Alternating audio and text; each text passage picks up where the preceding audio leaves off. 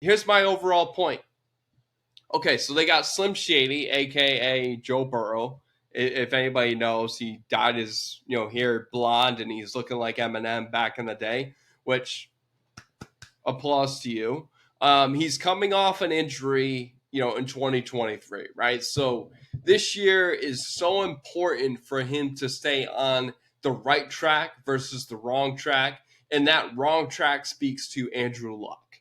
He could be another Andrew Luck type of guy that can't stay healthy. He gets hurt. They did some questionable things when they could have got Panay Sewell at offensive tackle. Instead, they went Jamar Chase in that draft because of the connection that Burrow and Chase have. So I think that helps them getting keep having Jamar Chase, but I think it hurts them because you had Joe Burrow in his second year of his career, and you want to protect the quarterback, and that's a big thing.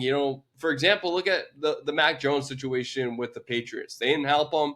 They got okay receivers around them. They got a horrible offensive line around them, and now they're taking a slower approach with Drake May, right? So Drake May is now a guy that's going to be progressional, and the same can speak to Joe Burrow.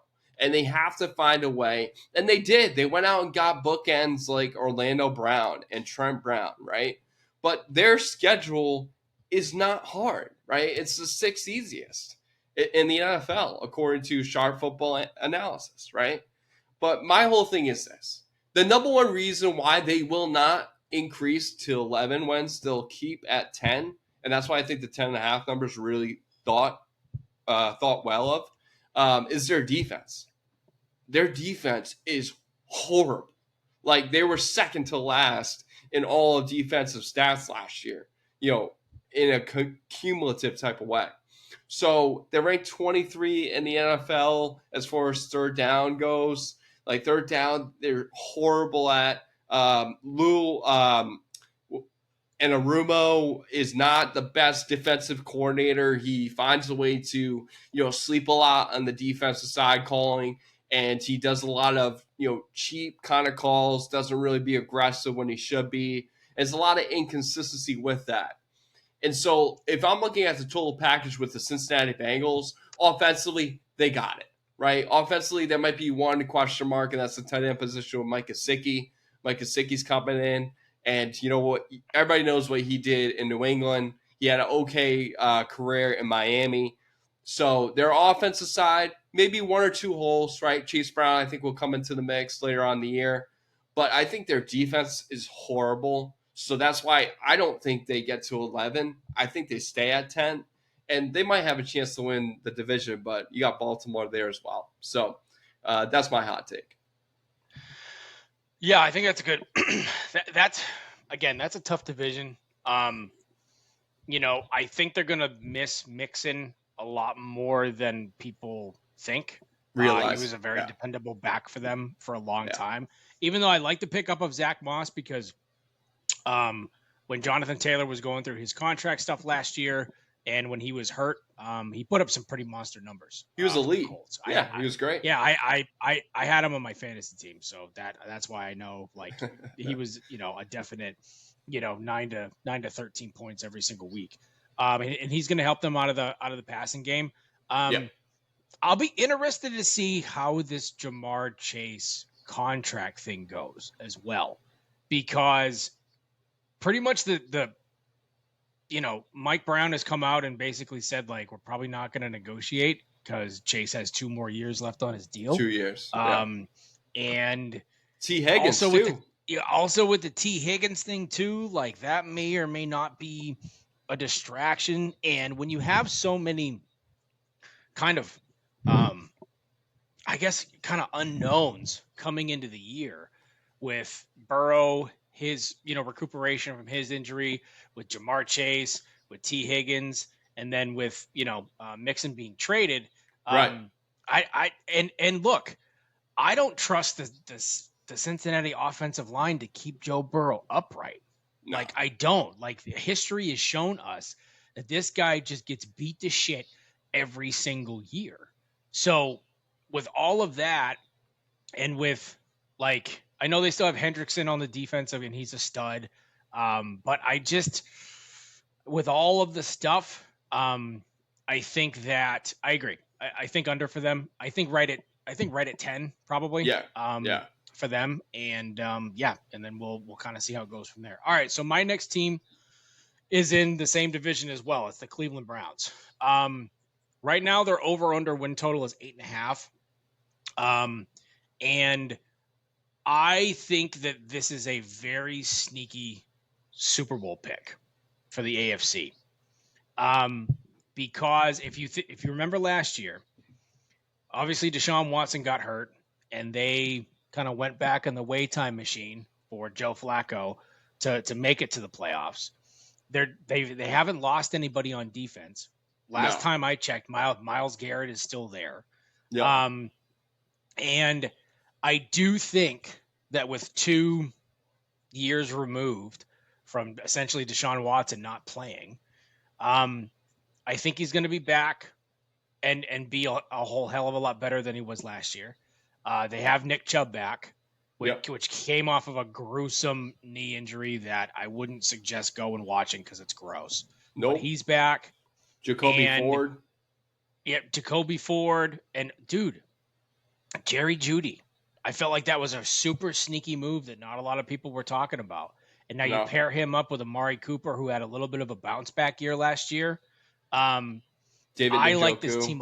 Yeah, David Njoku. Like, I like this team a lot. So if you take a look at their schedule, right? So their schedule, home for Dallas, at Jacksonville, home for the Giants, at the Raiders, at the Commanders, at Philly, home for Cincinnati, home for Baltimore, home for the Chargers, at New Orleans, home Pittsburgh, home for Denver, at Pittsburgh, Kansas City, Cincinnati, Miami. And I got Baltimore. Them at 10. So I like them at 10 or 11. I think, they'll be favored against Pittsburgh both games. They'll be favored against Denver. They'll be favored probably at the Saints. Yep. They'll be favored at Washington. Probably be favored at the Raiders. Home for the Giants. At Jacksonville. And look, I think this is the perfect time for them to play Dallas because I think Dallas is a mess. So especially first game of the year, getting a big win at home. So I have them at 10 or 11 wins. I think they'll make a wild card. I think Baltimore is the clear cut, standard in that division. But with that defense, with Watson coming back, and with the addition of Jerry Jeudy, I honestly think that they'll be a force in the AFC, and I have them over at about 10 or 11 wins. I agree. I think they're going to be a tough team. Kevin Stefanski now has like a full roster, right? Last year, what did he play? Like 5-6 quarterbacks in 1 year. Yeah. Like he didn't really have a lot of continuity and consistency from the quarterback position. So I agree. I think Cleveland's going to have a pretty good year. I'm moving on to the Chicago Bears, right? Chicago has had a lot of hype this offseason. Obviously, they're on Hard Knocks. Their over-under on win totals is 8.5. Look, Matt Eberflus has a ton of flaws, right? He's just not the best coach, but I think sometimes we look at talent and we sometimes think about how talent can take over for bad coaching, right? For example, regular season wise, the Dallas Cowboys have had success, right? And a big success plan has been around the team. It hasn't been around the coach because Mike McCarthy is one of the worst coaches in the NFL. It's stated. It's a fact. He's poor at clock management. He's indecisive. He can't make the right play at the right time, and he doesn't put his best players in the best position to succeed, right? So the Cowboys are a good replica of what the Chicago Bears could be this year. Now, I'm saying that the Chicago Bears will increase that win total.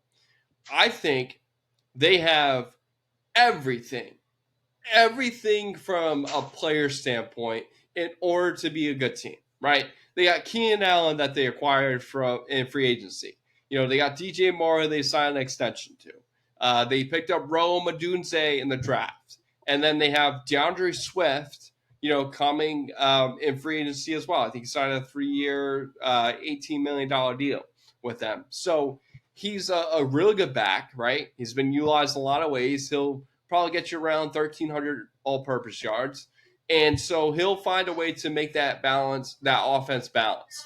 The key factor for this to happen, to increase the 8.5 win total, and know it's probably sensitive to you, Jeff, because I think they do give the Green Bay Packers a little bit of run in that division, along with Detroit, is Caleb Williams. What type of player is Caleb Williams going to be in his rookie year? Are they going to be rookie hurdles? Yes. But how catastrophic are those hurdles? Is it to a point where he turns that locker room into mush?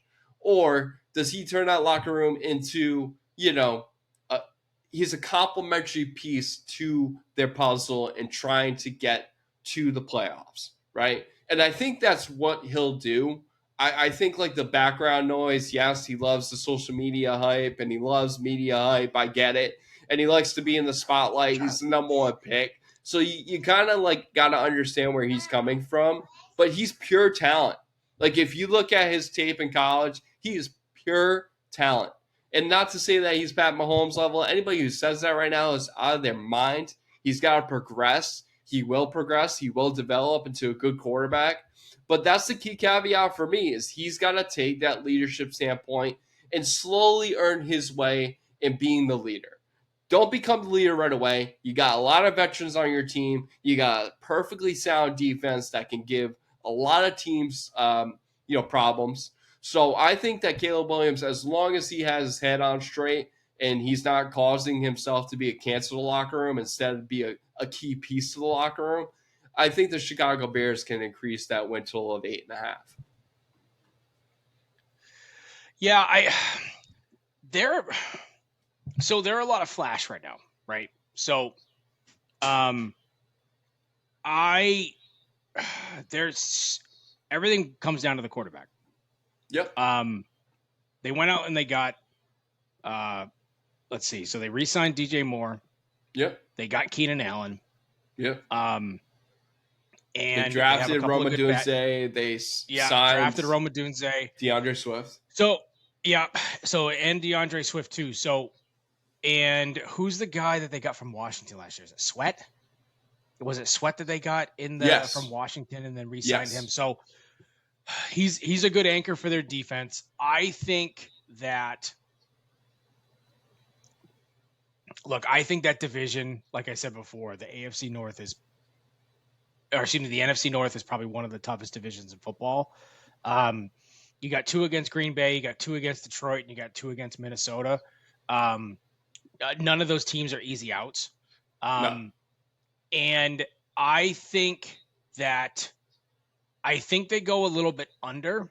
I think they're at maybe 6 or 7 wins, which is, by the way, a good season for them, just because they got a lot of pieces there. And Caleb isn't going to be asked to do too much too soon if they're smart, because they have the weapons and they have enough guys around him to where it's kind of the opposite of where he was at USC, to where it was the Caleb show and he had to basically if he didn't have a good game, they were sunk.